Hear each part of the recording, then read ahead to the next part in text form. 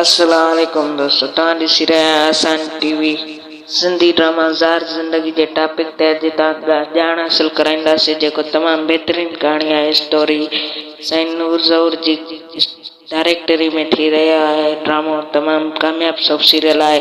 जीअं त असां तव्हांखे ॿुधाईंदासीं त रईस गफ़ार ख़ान जी कहाणी अॼु ज़ार ज़िंदगी में, जंहिंजो गफ़ार ख़ान जो कैरेक्टर आहे।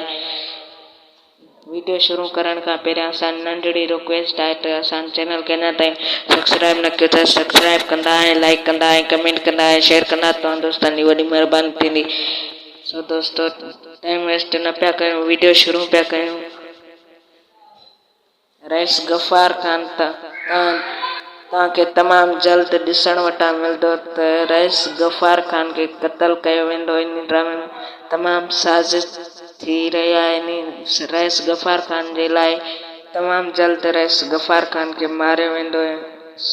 सिंधी ड्रामा सब सीरियल ज़ार ज़िंदगी में तमामु बहितरीनु स्टोरी आहे। जॾहिं त किस्तूं 900,000 एपिसोड ताईं हलंदियूं, पर रईस गफ़ार ख़ान ते 50, 80, 70 किस्त में मारियो वेंदो।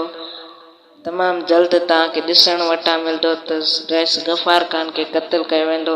ऐं तमामु बहितरीनु कास्ट आहे, तमामु बहितरीनु ड्रामो आहे। आज़म मेंगल आहे, रईस गफ़ार ख़ान आहे, अहमद अली कलवड़ आहे। तमामु बहितरीनु अदाकारनि में पिणु कमु करे रहिया आहिनि।